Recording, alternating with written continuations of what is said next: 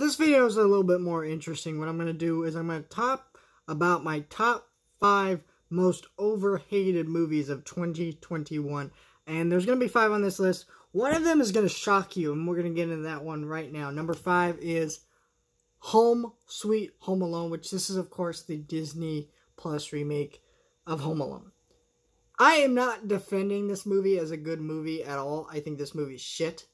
Absolutely. But here's the thing. As someone who's watched all 6 of them. Yes, all damn 6 of them. All these Home Alone movies, all 6 of them. This is not the worst this franchise has to offer. There are significantly worse films. Home Alone 4 and 5 are significantly way worse than this one, especially 4. That this movie just kind of felt overhated. Also, there were legitimately moments I chuckled and laughed during this movie, even though as a whole the movie didn't work. I thought there were elements of the movie that could have worked, and I laughed during the movie. So that's kind of where I'm at with this movie. I think it was severely overhated because basically it's a Home Alone movie remake in 2021. Of course, it was going to be hated, even if it was not that bad. Actually, a good movie, which I don't think it ever was going to be. But if it was, of course, the movie would have been overhated because people love Home Alone, including myself. So they're obviously going to be a little bit more critical. Well, shit, a lot more critical of this franchise. So, absolutely, do not despise this one as much as I do the other ones. I think it's actually just a meh, bad movie, nothing special. Probably not going to remember it. At least the other 2 sequels, 4 and 5, I'm actually going to stick in my brain. I'm going to remember for being how shitty and terrible they were. So number 4, I'm going to put Lamb. Lamb is pretty much your average heavily disliked A24 movie. And what I mean by that is it's a really good movie. But A24, they're artistic, they're unique, they're different. And almost all their films have the caveat of, this is not for everyone, this will not appeal to everyone. Lamb, I think, was the most overhated because it was the worst marketed. When I saw this trailer for Lamb in front of the Green Knight, which I absolutely adored, I think one of the best films of the year, put it on my best list, right? When I watched that trailer for the Green Knight, or not the Green Knight, Lamb, I got, holy shit, this is a horror movie, and it looks terrifying. So then I went into the movie, watched it, and it wasn't scary at all, because it wasn't, well, okay, I wouldn't say it's not scary. It has very disturbing images and ideas, but it's not a horror movie. It's these family adopts this lamb, and throughout the story it becomes more humanoid, and there's all these weird twists and turns to it. Very interesting, right? Very artistic, very unique. And I think what it's saying and what it's trying to explore, really good. I think it was great. I think it's a great movie, but it's overhated because, A, you were lied to, which is why you just should never watch trailers, to be honest, because they lied to you. Like this. It's going to make you hate a film unjustifiably. And I think this movie was a victim of that. So yeah, that's number 4 on this list. Number 3 is, I'm going to put West Side Story. And I'm putting West Side Story because a lot of people were very negative towards this movie because it is a remake. And I kind of hate that idea of let's just be negative something because it's a remake. I am not saying this movie is good at all. It's actually pretty darn good in a lot of areas, but it's also not that great in a lot of areas. And I think where it falters is the fact that it is a remake, but at the same time, because something's a remake, it doesn't mean that we should not appreciate the things it does right or better than the original. For example, with this movie, I do not listen to the original movie soundtrack anymore. I listen to this movie soundtrack because the actual singing and performances are so much better than the original. The actual originality and freshness of the original and what that movie meant and how well directed that movie is better than this one. but the actual singing and performances are better. And I think that's a thing of what we need to note about these sort of things.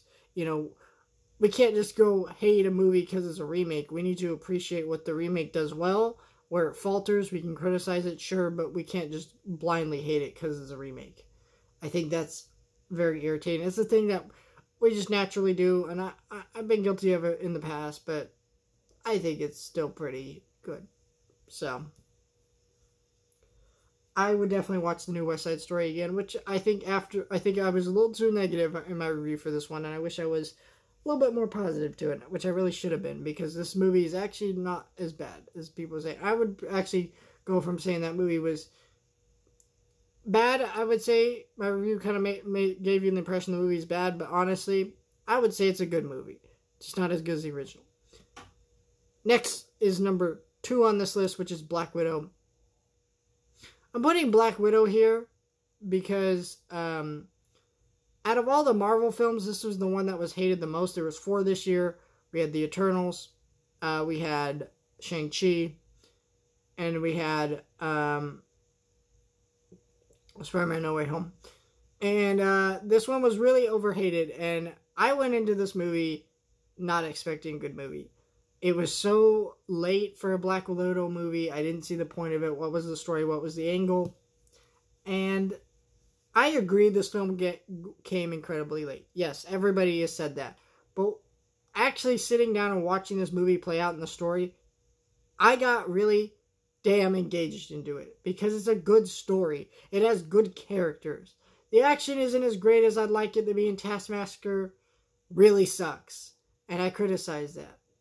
But at the end of the day, this is the best Marvel film that came out this year. And I know people argue with that and say Spider-Man No Way Home or Shang-Chi. I would say this one is.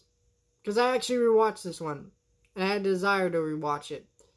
And I got engaged with the story. And it wasn't just, I had a lot of issues with all the other Marvel movies. Well, I guess I didn't have a lot of issues with Shang-Chi. There was a couple things I really hated about Shang-Chi. But for the most part, I thought it was fine. But it was like, this was something I really got engaged in. And I think it was, and the reason I think this movie is so overhated is just because, it doesn't contribute to the storyline of Marvel or whatever, the shit. Neither does damn Eternals. It really doesn't.